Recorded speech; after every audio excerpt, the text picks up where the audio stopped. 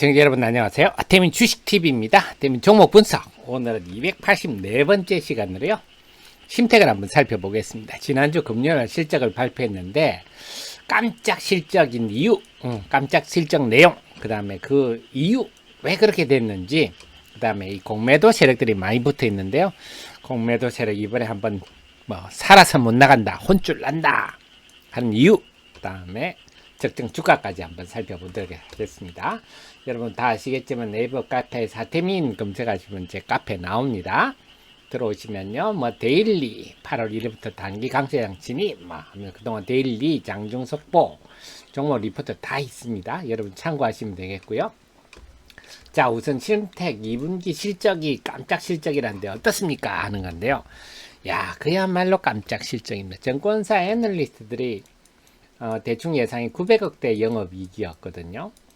이것도 많이 상향해서 그랬습니다. 그런데 정작 1100억대가 나왔네요. 야, 매출, 영업이익, 영업이익률, 순이익 전부 다 분기 사상 최고.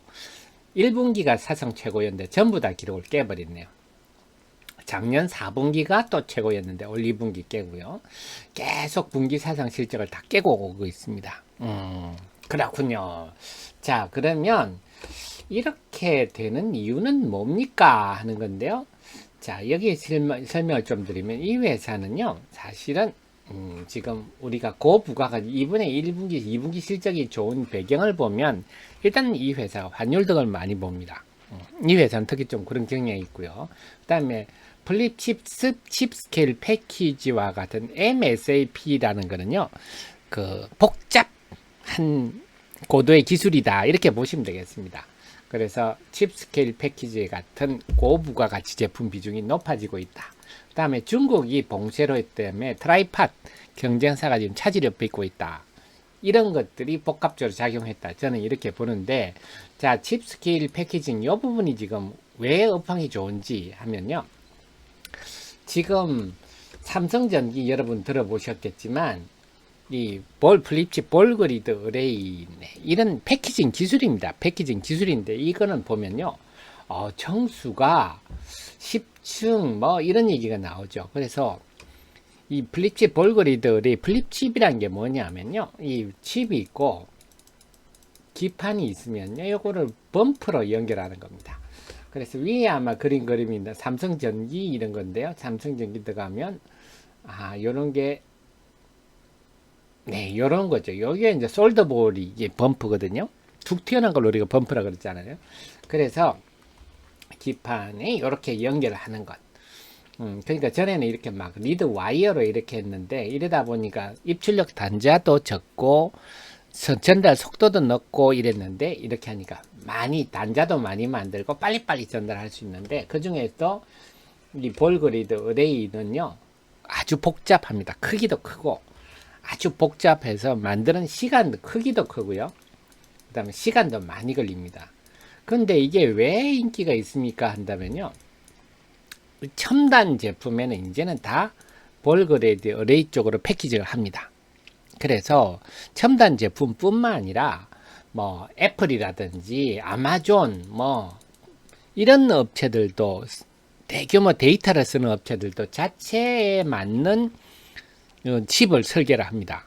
그래서 그런 것도 다 볼그레이드 어레이로 패키징 하거든요. 애플뿐만 아니라 구글도 마찬가지고요. 아마존 이런 데도 마찬가지고요.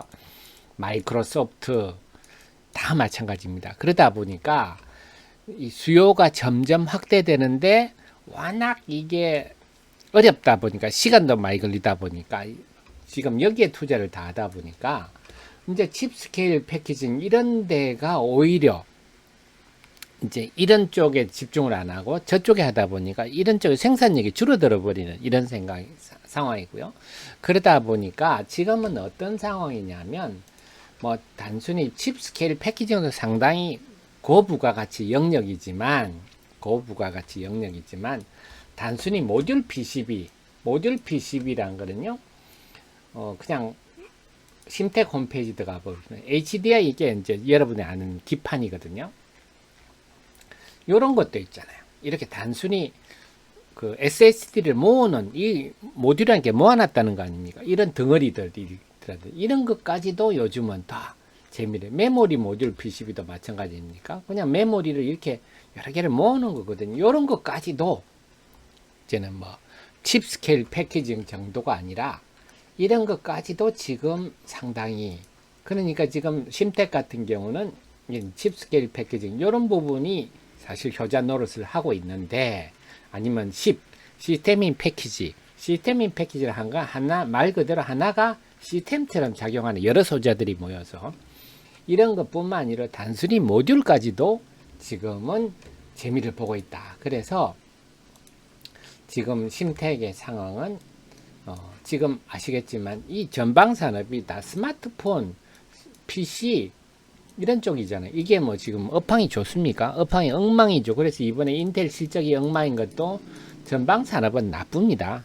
그런데도 이렇게 되는 것은 이 업종 내부의 문제다. 그래 지난번에 모건 스탠리에서 PC 수요가 줄어들어서 뭐 볼그리드 어레이가 앞으로 이제 공급 부족이 해소가 됐다 이런 말 같지도 않은 리포트를 썼는데 그런 거는 자 제가 드리는 게 그게 이제 제가 공매도 세력과 결탁한 아주 사특한 내용이었다.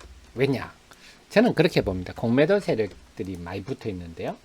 제 카페에 보면 그것도 제가 정리를 해놨는데 자 공매도란 건 쇼커블이란 거는 공매도 쳤던 거 도로 세워 넣는 건데요. 둘 중에 하나겠죠. 이익이 많이 나서 이익 실현하든지 아니면 야 주가가 올라갈 거 쫓겨서 사는 건데 지금 공매도 차익 비율이 높은 종목이요. SM, LX 세미콘하고 심텍에 특히 공매도 세력이 야무지게 붙어 있어요. 이 세력들이 실적 발표 살 때 되면 업황 정점론을 해가지고요. 심텍이 지난번에 1분기 실적을 이날 장 끝나고 했어요. 그 다음날 아침에 이때 이제 공매도 세력들이 공격을 했어요. 업황 정점론 해가지고 공격을 해가지고 그래도 5월 말까지는 삐까삐까 했습니다. 그런데 6월에 전 세계 시장이 무너지면서 같이 쭉 밀렸는데요. 그럼 지금 최근의 상황은 어떻습니까? 하면 여러분들이 공매도 상황은요. 찾아보실 수 있어요. KLX 사이트 들어가면 공매도 코드번호 치면 공매도 나오거든요. 보니까 공매도 잔고가 지난 7월 11일만 해도 한 66만 주였는데 이제 91만 주까지 늘어났네. 최근에 보니까 특히 7월 한 중순 18일부터 공매도를 많이 쳤군요. 알 수 있네요. 자, 7월 18일이면 한 요 정도 되는군요. 네. 그러니까 이때부터 이제 고개를 들려고 하니까 공매도 세력들이 계속 눌렀네요.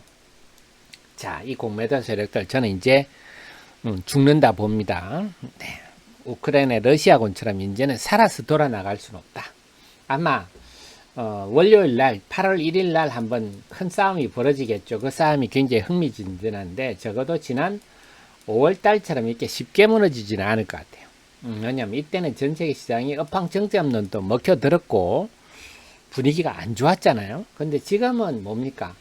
미국 시장도 돌아서고 이제는 우리가 좀 익숙해졌잖아요. 인플레 정점론이라든지 여러 가지 부분에. 그래서 지금은 더 이상 부정적인 얘기들이 별로 통하지 않는다. 그게 대표적으로 지금 보여주는 게 최근에 BH거든요. BH 같은 경우는 네, 이날 실적을 발표했는데 저는 그 전날까지 미리 올랐기 때문에 BH도 깜짝 실적을 발표했는데 야 여기 또 업황 정점론 공매도 세력들을 붙으면 어떡하지 했는데 오히려 더 올라 버렸어요. 그래서 이게 시장의 힘이구나.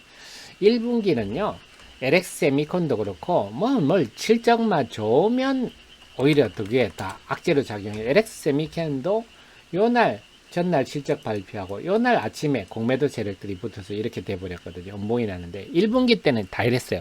오히려 실적 발표 깜짝 실적이 오히려 주가에 더 부정적 영향을 줬는데 지금은 안 그렇더라 분위기가. 그래 제가 볼 때는 여기서 만약에 8월 1일날 공매도 세력들이 여기 다시 때리려고 음봉 만들려고 덤벼든다면 다 죽는다고 봅니다. 근데 공매도 세력들도 감각이 있을 거예요. 제가 볼 때는 만약에 숏 커버링을 하게 되면 아마 현대 로템 같은 흐름이 나타나지 않을까 싶습니다. 현대 로템이 지난번에 이때가 네, 공매도 세력들이 숏 커버링 한다 하고 시장에 많이 얘기 나고요. 그래서 현대로템이 20% 이상 올랐는데 이 앞에 공매도 세력이 계속 때렸어요. 뭐 한국이 방산은 무슨 방산이냐? 공부도 안 하는 그 외국인들이 또 많아요. 해서 쳤다가 완전히 죽어버렸죠. 그래서 이런 양상이 벌어질 가능성이 좀 높다. 자, 그러면 지금 주가가 45,500원인데요. 그러면 어떻게 봅니까? 적정 주가를 어떻게 봅니까? 하 대표님 한다면요. 저는 그렇게 봅니다. 자, 제 카페에 이렇게 들어가 보시면 종목 리포트 많으니까요. 보시고요. 자, 그래서 지금 이 상반기 실적 주당 순이익이 8,500원, 지금 하반기 올해 전망이 8,000원, 이것도 아마 증권사 애널리스트들이, 이게 애널리스트들의 컨센서스거든요. 평균치인데, 1분, 2분기 실적을 보면서 아마 이것도 상향 조정할 것 같습니다. 그걸 접어두더라도 8,000원이면요. 지금 주가가 4만원인 PER, 네, PER 지금 얼마입니까? 5배. 이거 말 같지 않은, 아무리 해도 PER 5배는 말이 안 되는 소리죠. 아무리 작게 잡아도, 정말 PER 작게 잡아도 사실은 한 8배는 줘야 되고, 아무리 못 잡아도. 그러면 이게 8배 하면 64,000원 아닙니까? 아이고, 지금부터 너무 높은데, 오케이. 그건 접어둔다 치더라도 적어도 6배는. 그러면 한 48,000원 정도 되는데, 이 정도 밑은 기본적으로 아주 저평가다. 그리고 이렇게 성장하는 회사가 PER 5배라는 거는요, 정말 말 같지 않은 소리. 설사 내년에 뭐 영업이익이 줄어든다, 내년에 어떻게 될지도 모르지만요, 내년에 줄어든다 하더라도 너무 저평가다. 그래서 제가 볼 때는 한 48,000원 이하는 좀 저평가가 아니냐, 이렇게 봐지고요. 그래서 이번에 이제 공매도 세력들이 과연 어떻게 되느냐, 제가 이렇게 이제 했는데요. 여기도 제가 48,000원 보수자 아무리 보자면 48,000원인데요. 공매도 세력들이 만약에 빨리 환매수에 나선다면, 네, 빨리 갈 수도 있겠고요. 내일 만약에 8월 1일 공매도 세력들이 다시 한번 공격을 한다면 이번에는 그냥 살아나가지 못하리라. 저는 그렇게 봅니다. 그리고 그 외에도 기업에 대한 자세한 내용이 있으니까 한번 읽어보시고요. 그 외 여타 종목들도 최근에 SM이라든지 공매도 많은 종목들 리포트 올려놓았으니까 참고하시기 바랍니다. 저는 그러면 다음 이 시간에 또 찾아뵙겠습니다. 고맙습니다.